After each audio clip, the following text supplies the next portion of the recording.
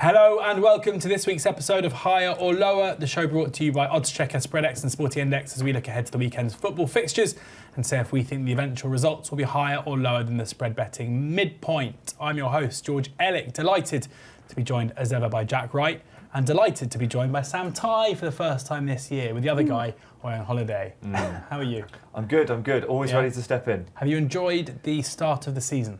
Yes and no. I've enjoyed watching almost every game other than the one that my team plays in. In fairness, between the three of us, Norwich, Oxford, Villa, it's been a bad start. Yeah, haven't scored yet. So we've done that. We have done that. I think we're the only team in the 92 that haven't. Okay. So that's quite the trophy to win early doors. Good to get that one under the belts. It struck me as the final whistle went in Aston Villa 0, Crystal Palace 3. As depressing as that was already, that we would have to cancel the Goal of the Month competition for August, which is not exactly setting yourself up. That's almost better than there being one goal and it being an own goal or a tap-in and having to give it to them. I don't know. I would have preferred to score a goal. Fair enough. I've bought Ollie Watkins' goals with SpreadX this season. So Don't worry, there's a splurge coming. Is there? Oh, definitely. Yeah. Was that convincing? I nearly believed you. Josh Sargent, though. Yeah. That's out too quickly. That's really hard to say. Just scores in every game and you lose every game.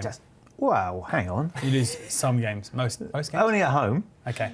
When we're on the road with our army behind us, we win. As we are this weekend. The Yellow Army. Look out, Cov.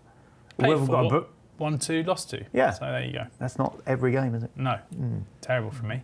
Right, let's get into the weekend's fixtures and we're going to kick off with a bit of Friday night football. The international break is over and the way to celebrate that is going to be watching Ipswich Town versus Sheffield United, two teams that have not made good starts in the Championship so far this season. Ipswich still just about the favourites to win the title, but are winless from their 4 games, drawing 3 and losing 1. Sheffield United rooted to the bottom of the Championship, the only team in the league without a solitary point. Ruben Sayas, their manager, coming under some serious pressure. Probably not the game that he wants, this one, I wouldn't have thought, in order to alleviate that pressure. Looking at total goals here, so the total goals scored in the game, SpreadX have the midpoint at 2.65. Are we going higher or are we going lower? 3, 2, 1. There we go. Should we do that again? No, I'll stick with it. I actually got higher on my sheet of paper here. Okay, you've bottled it. And I've gone the opposite of bottling it. I've gone stupid and gone lower. Interesting. What, so you think you can't bottle going higher? Well, that's the easy way. I actually think bottling it is probably one of the most worst used. The most worst. There you go. That's probably pretty bad as well. Yeah, you bottled that sentence. I think it's one of the worst used terms in like general sporting parlance. Okay. It's lost its meaning. There seems to be this idea that anyone does anything bad has always bottled it. Yeah. Which I would say are very specific moments where teams bottle it or players bottle it. Well, whether I've bottled and it this or is not, one of them. I've gone lower, yeah. But look, this is really tough for me to call. So I've just listened to my gut and I've gone lower. Underperformance sides, like you said, Celes under huge amounts of pressure. Is Kieran McKenna under pressure? He seems to kind of get away with it. No, get away with it, doesn't he? Yeah. Nah, he's all right. Like the Championship's version of Unai Emery, maybe. Oh, wow. Yeah. Shots fired. Will Ipswich just want to win this, get this out of the way? Obviously, they're normally more of a flamboyant side, attacking side, front foot side, like to score goals, look to be attacking. And I'm dressing this up like this could be a thriller because Sheffield United, Celes, wants to kind of play that way as well. And if he goes to his normal style, Ipswich have got a lot of potential to pick them off. I'm just thinking, is the pressure on him enough that he's going to have to try and change something a little bit? And I think going to Ipswich isn't like going to a mid-table side where he thinks, no, we're still good enough, we're going to go. I think it'll be enough of they could really hurt us that he might well have to change things a little bit. The first 3 games all went lower. The Derby one was obviously an outlier to that, 2-2, but that did include a 90 plus 16, so that was like kind of quite late in the game, so to speak, and 2 penalties in that as well. They are racking up the expected goals without taking the chances. They are. This is where the difference is. Which is where you come, isn't it? You either go, well, they're creating those chances, they're going to score goals, or they've just not got the players at the moment who've got the ability to take those chances. So we'll see how it goes. I'm going with that theme to continue. Yeah. I think Ipswich win it. I think they win it narrowly, and I think they keep a clean sheet. I think they'll keep Sheffield like that. Some real good signings, kind of late in the window from both teams, I think, aren't there? So, but that's going to take a little bit of time to bed in. You would assume Tighe or KG, always going to unravel. I don't think there's a middle ground. So I've gone with the former. I've gone with Tighe and KG. So yeah. I'm in the something has got to give camp here. Yeah. And you've kind of referenced it already, but both these teams massively underperforming according to their XG. Ipswich 4 goals but 7 XG. Sheffield United 1 but 4.5. So yeah, it's one of two ways, isn't it? And there's a certain amount of desperation at play here, which may just add to that and create that carnage that we're looking for that leads to goals. So I didn't think about it too much further than that. Yeah, I definitely agree. And I think there's another trend to look at here, which is Ipswich games at Portman Road under Kieran McKenna in the Championship 2 seasons ago were mad. And they would regularly rack up ridiculous scorelines. They would regularly win games comfortably and concede goals. Sheffield United have already shipped 4 in one game this season against Bristol City. The last 3 games have all finished 1-0, but they haven't been 1-0 games really in terms of the way that they've fallen. The 1-0 against Millwall in particular. Bender, the Millwall keeper, made a string of really good saves in the second half to keep Sheffield United out. And yeah, Ipswich haven't looked great so far this season. Defensively, they've been better in their last 2 games, but still by no means as strong as I think the market had them being at the start of the campaign. But I reckon Sheffield United will score. I think Ipswich will win. And I could actually see this being like really high scoring if, I think game state would suggest that whichever team of these goes ahead, they're not going to sit back on their lead, but there's going to be massive impetus for the team that go behind to throw everything at it. So I think it could unravel. Like I said, I think it is going to go one way or the other. I don't think there is that middle ground. I think this is either say one way or the other. But right, you think if Ipswich win this, would Sellers be gone? My hunch is probably not, just because I think the owners will be incredibly keen not to kind of lose face, and I think there's probably also an element of it'd be quite wise for them just to keep Sayers in post during this really turbulent stage. I think if they bring in someone else now, it's not going to get easier straight away. And that manager's going to come under massive fire early on. So possibly, I think the fans will certainly be demanding it in the next home game if he isn't. But, it feels like it depends on the vibe of the players. Like, if you get that feedback internally that this just isn't happening, then that might be the thing that swings it. Because from the outside looking in, it all looks like something that is worth giving more time and perseverance to, unless something inside goes no. So Chris Wilder and Neil Warnock can still have a couple more weeks holiday while they're back in. Right, next up, a crazy amount of games going on in London this weekend, and we're doing 3 of them consecutively now. Arsenal hosting Nottingham Forest is the next. Total goal minutes is the line here: 144 to sell, 154 to buy, 149 the midpoint. Anything happened at Forest this week? I think so. No, not me. No. Okay, cool. 3, 2, 1. Just got to factor in the change of manager, haven't you? Like this is the manager bounce. The way no. The way that these are priced up, you're never going to, because it's all, it's all basically based on historical and recent data, right? So like total goal minutes were based on the goal line that'll be set by how these teams have fared in the recent past, and that is going to be Mikel Arteta's Arsenal, who are very strong defensively, albeit maybe haven't looked that at all times this season. Certainly in the opening game of the season against Manchester United, against Nottingham Forest side under Nuno, whose main strength has been at times their ability to, especially against decent teams, keep the scoreline down. But Ange took training yesterday. Ange Postecoglou's come in, and I also think it's incredibly unfair to tar him with this brush, saying that his team can only play one way, because even though that was very true in his first season at Spurs, in his second season, and the way they actually won the Conference League was, how they won the Europa League was playing low block football. Like they saw out that game in a way that was completely at odds with his so-called philosophy. They also did that against Eintracht Frankfurt in the quarters. Exactly. When they had to. But having said that, I cannot imagine for a second they're going to turn up against Arsenal and sit deep. Like I think he will be trying to enforce. But how much impact can he actually have here in the space of 2 or 3 days? I think loads, but not yet in terms of the way they set up. Like that's it. Like I think it's very hard to get your ideas across in terms of like successfully, implementing a style. But you can certainly move your defensive line up from saying like happily sit in to like press up out of possession. You can definitely ensure that your midfielders take up different positions in the pitch. So it's not necessarily even just like a thought process, it's more the where he tells his players to be and the way that he expects them to play. And I think it'll leave more space in behind. It'll be more expansive, and there'll be more onus on trying to go forward, even in a very short space of time. So it's basically that's the only reason why. Where I would have thought if this game happens in 10 games' time, for example, when we've seen more of Postecoglou's Forest, the line will be higher.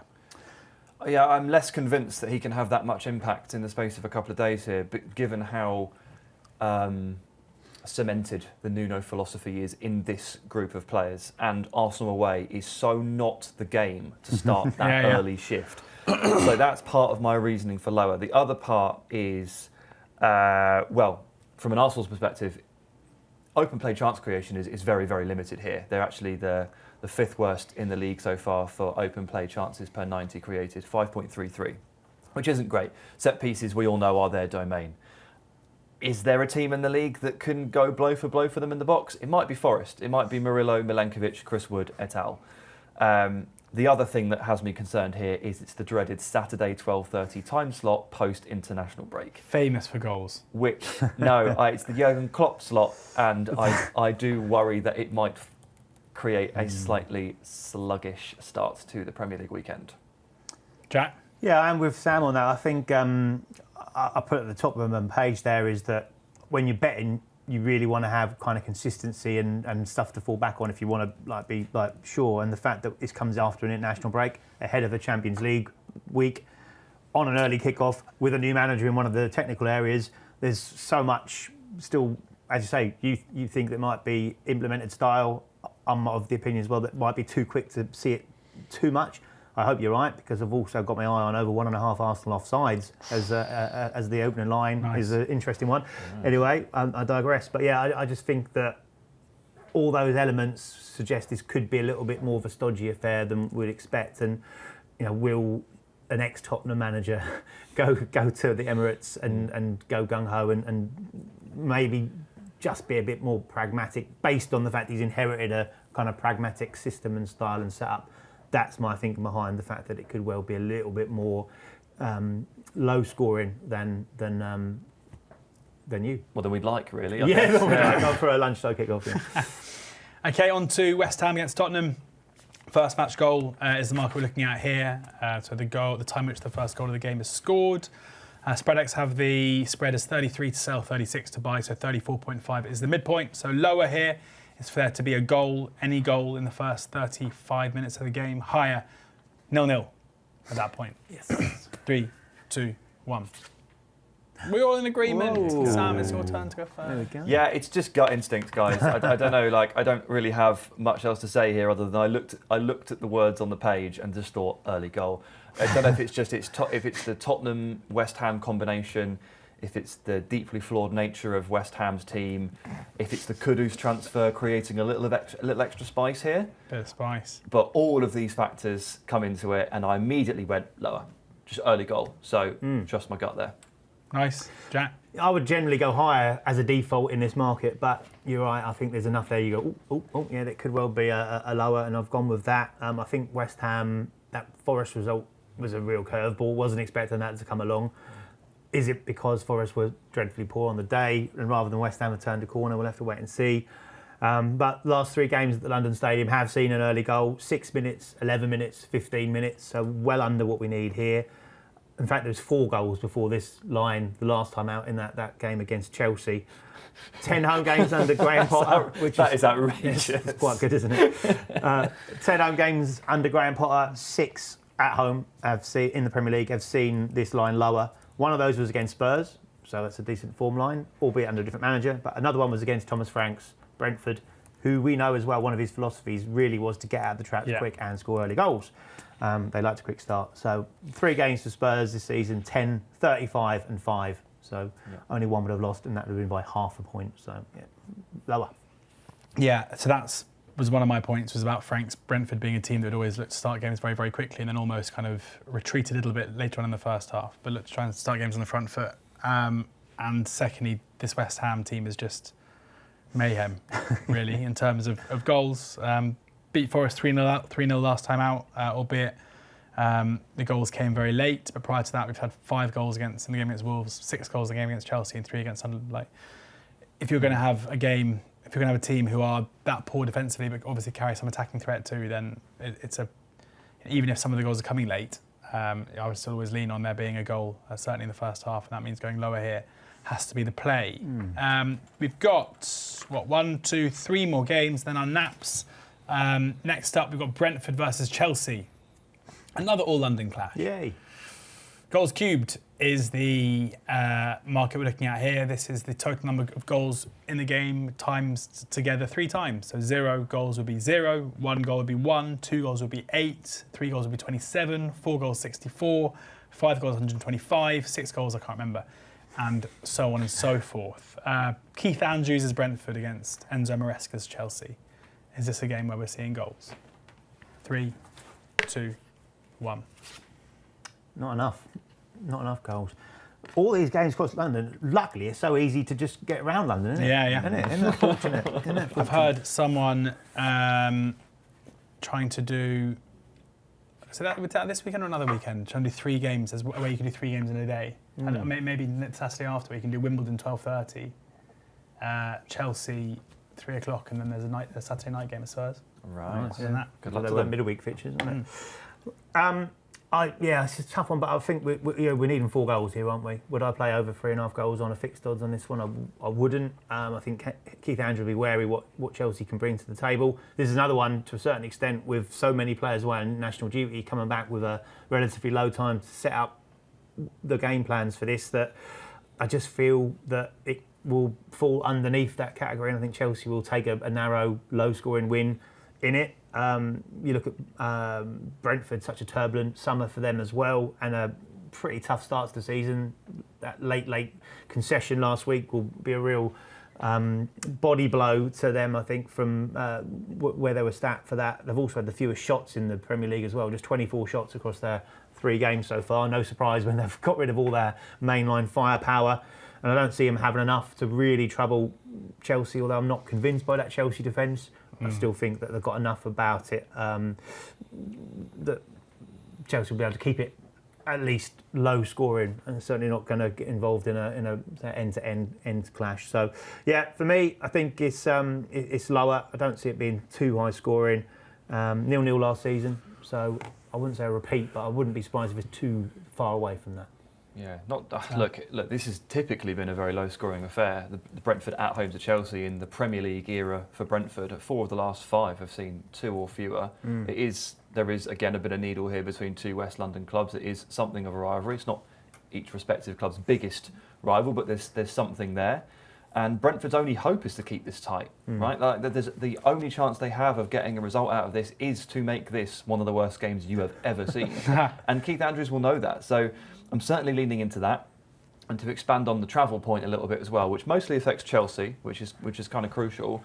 It's not just about having players out and about for international duty. They've got 3 in the Brazil squad, Enzo with Argentina and Caicedo with Ecuador. Who got sent off, by the way, in the international break. It's like they're already looking quite tired and injured because of the Club World Cup. And maybe I'm just falling for Enzo Maresca's, morose style of comment, but he's already kind of thinking we are in trouble here.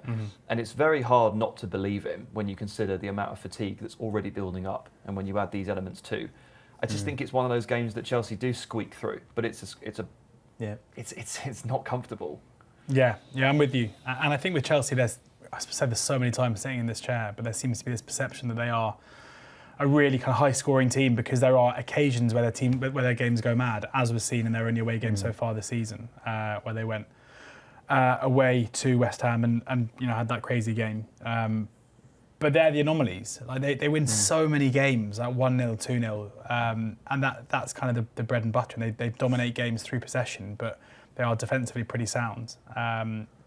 Coupled with the fact that obviously some key attacking players, like Cole Palmer, maybe not in the best form still in terms of goal scoring from open play. It just doesn't seem an obvious game in my mind to go mad. And for there to be 4 goals, you only lose 11 points. Yeah. But 0-1 or 2 goals, you're cashing in. So that West Ham one was the first in 8, wasn't it? It actually went higher than this line. Yeah. And it's 3 in the last 14 Premier League games across all venues. So, yeah, I think it all points towards what we're talking about here. Another fun game for the TV. Going to be 7-6 now. Burnley against Liverpool. It's a goals market again. It's total goals. 3.1 to sell, 3.3 to buy, 3.2 is the midpoint here. Burnley hosting Liverpool. I think Liverpool fans will be hoping to see the first of Alexander Isak. Has he joined Liverpool? Yes. Oh. Although I assume he can't have done much for pre-season. He didn't No. know. So Well, he was off at Real Sociedad training for a bit, remember? yeah. So like a bit of training on his own. Anyway. Didn't really get any games. He got, 20 minutes for Sweden, I think, on the international break, wasn't it? Something like that. Yes, exactly. Not gonna get much here. Exactly. Nice. He'll come on when it's like 2-0, 50 minutes to go, and he'll score. Right. Oh. 3, 2, 1. Clue. Oh, he's gone higher. Yeah, did you there? You did. It says higher. Does it say it? No, it doesn't. No, I didn't. No. You think you're going lower? I'm going lower. Yeah. Don't sit here talking about Burnley's defence. Okay. Sam? Up to me then. No, I don't think Burnley score. So Right. I've got to then go, are Liverpool going to score 4 or more? Possibly. They've got enough firepower to do that. But I don't think, again, after the international break, ahead of the Champions League, blah, blah, blah, repeat to fade, that will be the case. I think you actually kind of sort of took the words out of my game plan there, that they'll 2-0, 3-0, I can see it being. So, look, a close call for me, but I will go lower because, like I say, I think Arne Slot has mentioned it a couple of times already at the start of the season that they need to be better defensively. They need to be better defensively. It's unacceptable, etc., etc. And we saw a bit of a return to a better defensive system against Arsenal. So, yeah, look, simple as that, really. I think that Burnley do throw up lots of chances. So the danger for me is that those chances and all the shots that they are conceding, when you give them to the likes of Salah and Isak and Tighe and Etihad, it could get messy. But I just think that it will just stay under that, and Liverpool will go and do a professional job, get it done, get out, and say win 2 or 3-0. Nice one, Sam. Yeah, I was pretty torn on that. I think this might have been the toughest call of the lot for me, and I did flip-flop a little bit. I went higher because I do actually think Liverpool will open up enough for Burnley to have the chances to score. And the trend for me so far, largely for Liverpool, is that they have been forced to score a lot of goals to win games so far this season, because tactically they have been really quite flawed. In midfield, they've really struggled. The full-back orientations aren't working. Dominic Szoboszlai has been like the saviour for 2 games. Liverpool feel tactically very up in the air right now and very fragile, which feels like a very strange thing to say about a team with 9 points on the board. But if you look a little bit deeper than the results, they just haven't been very good, ultimately. And they win games because they have better players. And they're forced to win games by scoring lots of goals because they're too open and concede too many chances or maybe too many goals. So this was mostly about Liverpool's openness for me, and whether or not they'll open the door just enough for Burnley to get the 1, which I think could happen. So I've taken a bit of a risk and gone higher. Frankly, I got bored of putting lower. 3 in a row. It's time to go higher. I think Burnley are going to be a bit of a shambles defensively this season.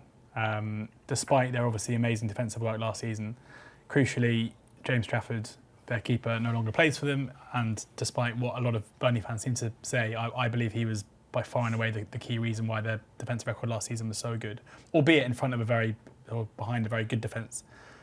His shot stopping was crucial to that. He's no longer there. The defensive unit is different in terms of personnel. And in Scott Parker, we have a manager who we've seen time and time again, is very, very good at building good championship sides and really struggles to build good Premier League teams, especially from a defensive perspective. And the fact they've already shipped 3 against Spurs, 3 against Manchester United, I think Liverpool, if they turn up here, could have a field day, and also agree with Sam that there's no reason why Burnley can't hurt them at times too. So another one where I think this could be quite free scoring. Yeah, but my final point, just to back up my always argument, needs a last word. I've got to have the last word. Yeah. And it was just an interesting stat that I thought anyway, that although Liverpool are top goal scorers, they've actually got the 7th worst expected goals for this season. So their expected points, everything, all of the underlying metrics are terrible for Liverpool, genuinely. Anyone else bet the 0-0 in the Arsenal game? Because that was upsetting. Not the 0-0, no. The most 0-0 game of any non-0-0 of all time, I think that was. Szoboszlai, what? Great hit. What a lovely hit. Great hit. Let down by a countryman, George. Yeah, exactly. my brother. Things. Yeah. Long lost cousin Dominic.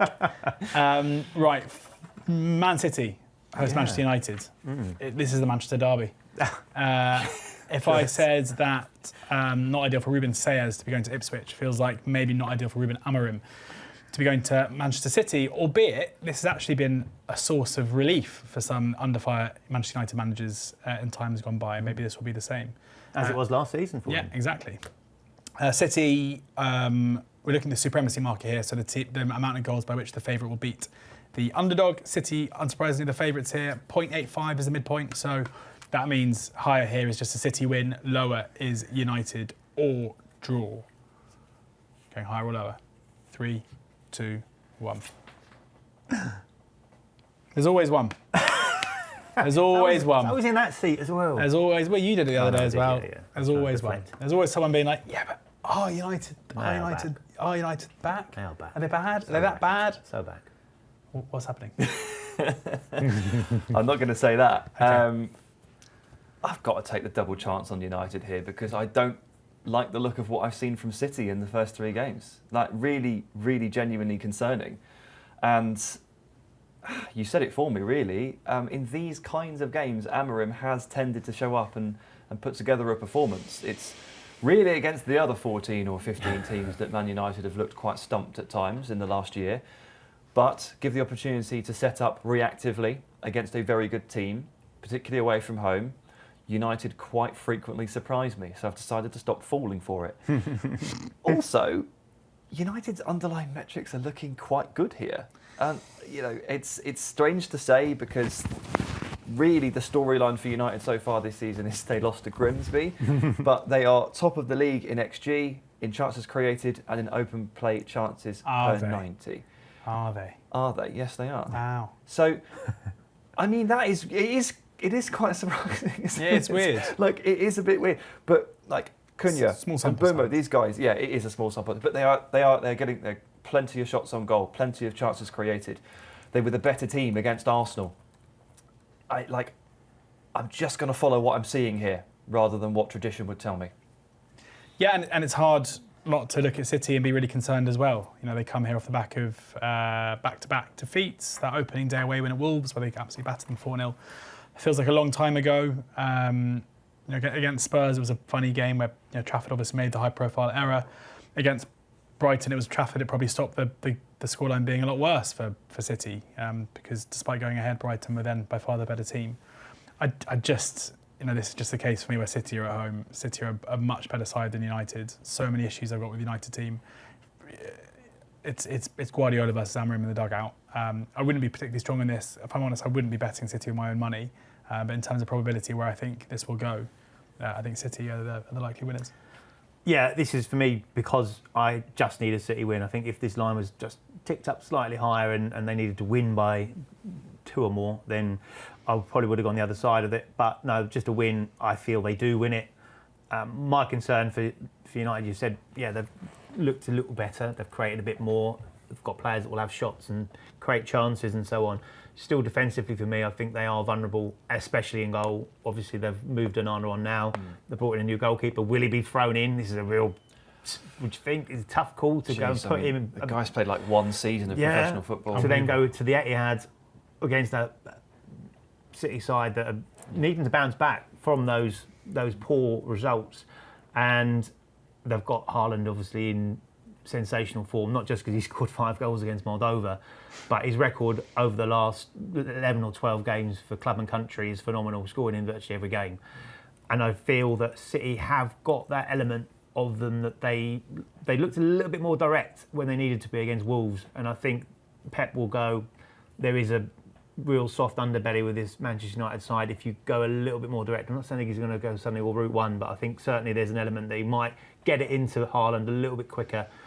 And with the injuries, I think Haaland is going to be the focal point and they'll look to work around it and give him the chances to score the goals. And I think he'll possibly win this one on his own against Manchester United.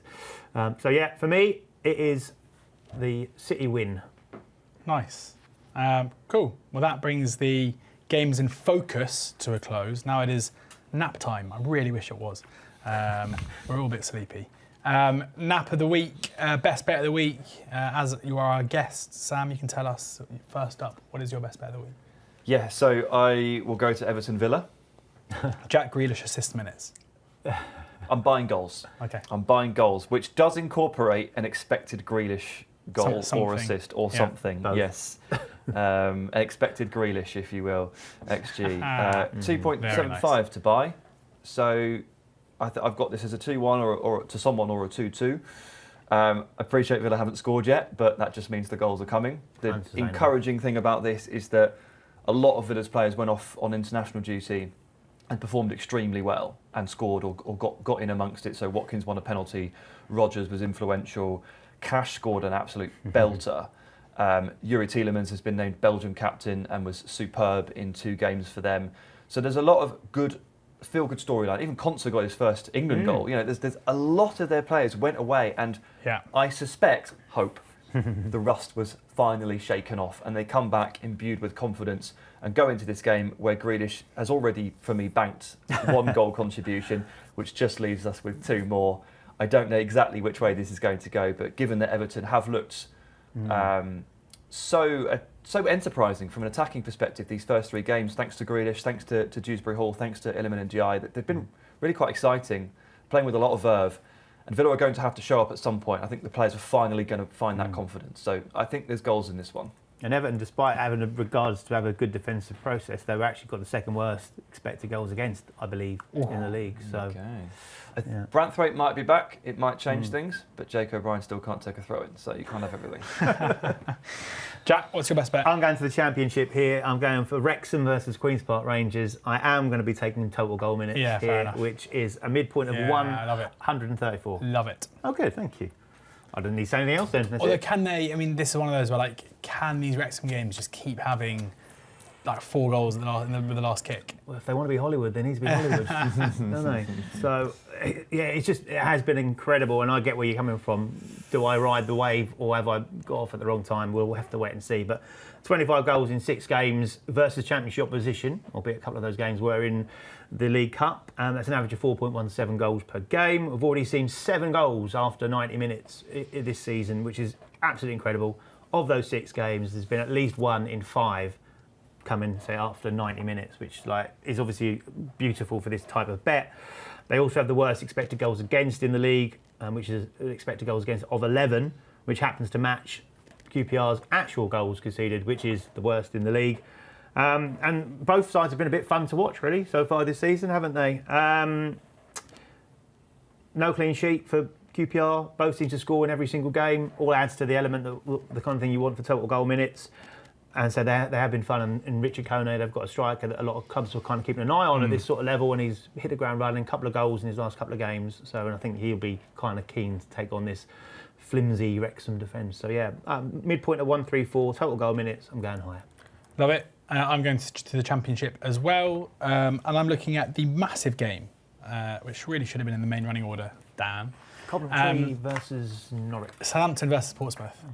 The first time these 2 have played in the league since 2012, I believe. They played once in the League Cup in 2019. Bit of a non-event. Ralph Hasenhüttl's Southampton went to Fratton Park and beat them 4-0. Wasn't a non-event for Ralph Hasenhüttl.